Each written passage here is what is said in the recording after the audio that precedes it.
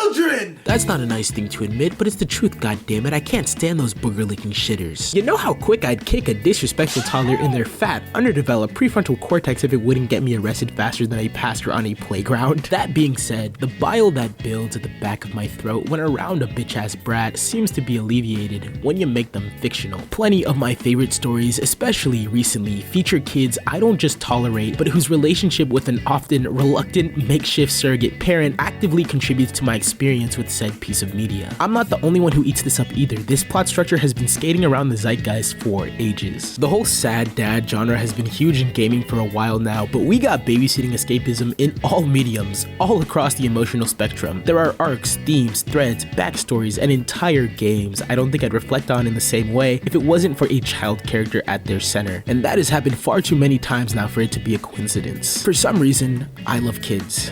Not in that way, don't be weird. I just mean that something about them, something about youth and the growth it channels, primes a story to shoot its audience right in the feels. So, let's assess the little digital bundles of joy that set off the parental instincts in our brain. Perhaps we'll discover why they tend to play patty cake with our psyches. Perhaps we'll discover which of these rascals resonates with you the most. Perhaps under all my complaining and chuddery, we'll discover I'm just a big softie after all. And if nothing else, heavens to Betsy, I can finally get this song out of my head. Jane, you're early, your life's work is dirtied by the fools who adore you, only to find you out. They saw you dressing in the back room, now they'll pay what they owe you. This is how we say good job. On the green grass.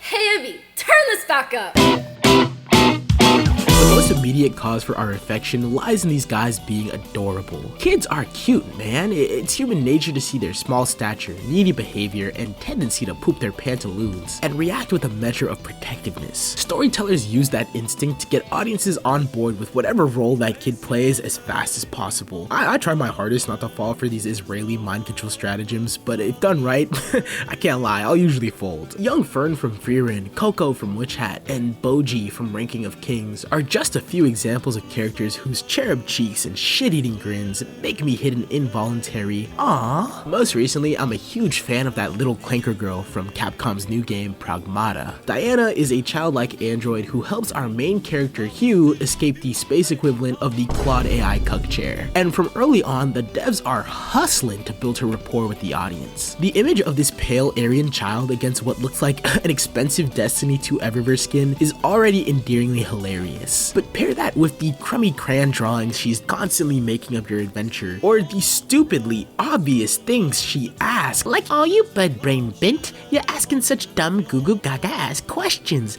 and it somehow all makes her cuter. That cuteness, that charm, that kawaii, whatever the fuck you want to call it, to me is a fundamental building block towards establishing a legendary child character. The Jimmy Ding crowbar that pries your heart open for further emotional tinkering. Even a quote-unquote ugly kid has to be ugly in a cute way. The naivete needed to convincingly capture youth already runs the risk of being annoying. You can't be annoying and chopped. What are you, DJ Academics? The kid can't just be cute though. Like, look at that one mouth breather from Arcane 2nd season. See, I can't even remember her name. Isha is a street urchin who forms a relationship with Jinx during her post-patricide identity crisis. And while the moments they share are certainly sweet, the decision to make her mute puts a muzzle on her mischief in my opinion. I don't think about Isha as an independent entity because beyond emotionally manipulating me to damn near shed some thug tears through hype moments and aura, there's nothing to her. And that's the last thing you want when incorporating this type of character. Instead of cultivating an emotional bond, the kid just becomes a marketable plushie. This is why Baby Yoda sucks donkey dick past season 1 of Mando and no one wants to see his movie. Lil bro's got the artistic integrity of a Calci ad. He's there to be a glorified Build-A-Bear workshop plug, not tell a story. And we, the viewer, can feel that. Making them cute is fine and dandy, but you're likely to lose that twinkle in your audience's eye if you twiddle your thumbs with the narrative too long. Instead, the best storytellers use a deft hand to shape a compelling individual who can reinforce their arcs and themes. You ever heard that advice that the best way to talk to kids is to treat them like adults, since they can see right through your bullshit? I think the same goes for writing them. I won't get into spoilers, but Ichiro Oda does this expertly in One Piece's Egghead arc, outside of some low-key pedo shit. This is a manga known for its backstories, but the way it tackles one particular pink-haired child and the revelations surrounding her relationship with her father gives existing dynamics a new gravitas in a way only something this long-running can do. She's someone we've perceived entirely through disparate glances and conspiratorial whispers, but as our viewing lens widens and the bass lent to her voice begins to silence the murmurs, she's quickly revealed as someone you want to root for. That happens to kids. It probably happened to you. When you're a little human, those older can sometimes focus so hard on the little that they forget the important part. It's understandable to some extent, but it is a bit demoralizing in it. Yet, the first time someone actually listens to you, it is like stupidly life-affirming. One Piece bottles that feeling into a character's arc, and through it, we explore the effects a nurturing presence and the promise of tomorrow can bring into a child's life. I just really like how much care was put into making Pinkhead over here so wonderfully realized. She's got a big mouth, a short temper, she eats like a big and greedy gordita crunch taco supreme, and yet as you come to understand the sorrow that's secretly laid behind her eyes, you become ready to run 10 fades and beat ass just for little bro. In a similar way, I feel unreasonably protective over the character Egg from A Knight of the Seven Kingdoms. Egg is a bald little squire boy whose head I want to rub and who's recently arrived at a jousting tournament with his master, Sir Duncan the Tall. There's one episode that begins entirely from Egg's perspective as he practices his squire duties, where he's like playing pretend sword fighting and flailing his little bony arms around and shouting at the top of his lungs like a parakeet for no reason, but most importantly, where he's talking to his horse about his woes. Don't ask me why, man. Autism's a spectrum. The thing that really strikes me about this scene is how badly he doesn't want to let his boy down. To disappoint the first person in his life who sees past the youth and silliness and sees him, good and bad. There's something so thoughtful about both of these portrayals that takes them above another cute mascot to post gifs of and into a little homie you'd word to your mother ride for. It might seem obvious that good character writing makes things good. Duh. But come on, we both know how often creators run afoul of the bare minimum. When they punch above though, the impact it has on every other character can really send you reeling. There's a reason so many of us still wrestle with Joel's decision in The Last of Us. There's a reason Frieren taking on Fern or Keyfree taking on Coco makes us beam. There's a reason the terror and dread experienced by Telltale's Lee and Clementine or Grace and Emily in the newest Resident Evil entry can so easily roughhouse our resolve. When we're invested in both characters, they enhance each other's personal growth. In the same way that steel sharpens steel, juxtaposing two characters at two different stages in their life can make them shine all the brighter.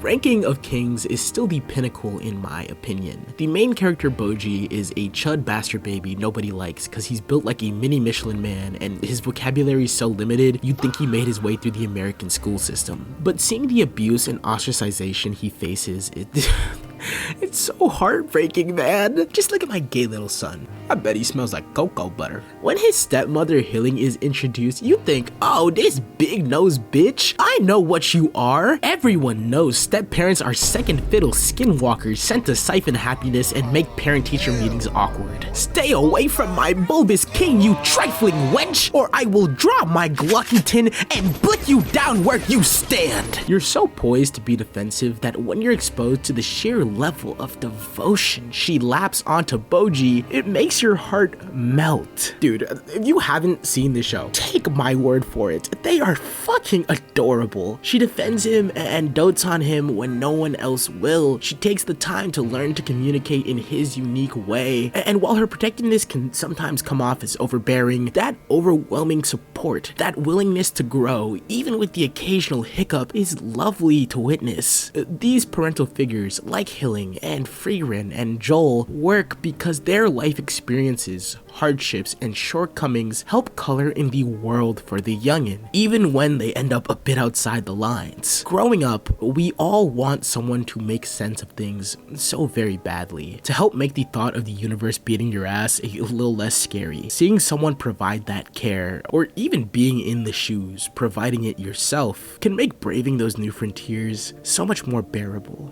Silly Ibby, tricks are for kids.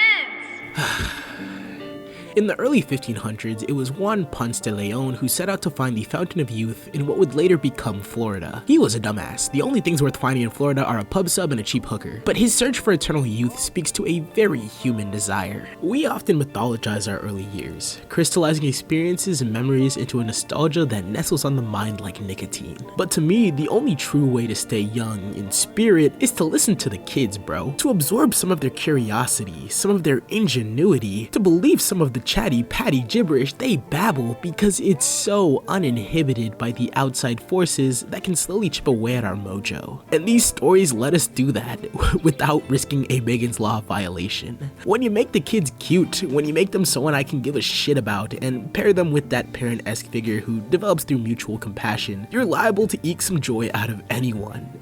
Even a self-proclaimed hater. To paraphrase a passage from Sword of Kaigen, facing hard truths can make the world seem broken, but you begin to realize it's just got more pieces to it than you thought when you were younger. It all fits together somehow. I have no earthly desire to be a parent anytime soon, yet I gotta admit, there's something so nice about seeing someone help a kid sift through that mess. And not by sheltering them from it, but by introducing tools that can arm them against it. I hope we continue to get stories that tease and twist and squish and stretch our skulls in this particular way, because they make me believe that against all odds, the kids might just turn out alright. I'm breathing out the sum of my cares.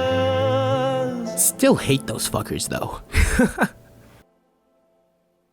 Wagwan kiddos, like, sub, hit the bell, comment, and hype if you enjoyed my shenanigans today, and consider popping by the School for Wayward Children I run over on the Patreon. I'd yap for longer, but I want to watch more Witch Hat, play more Pragmata, and I'm leaving for a cross-continent trip in like 5 hours, so there's no time to dilly-dally. I love you like my own, don't spend too much time on that pesky phone, and like my papa always said, have yourselves a damn good one.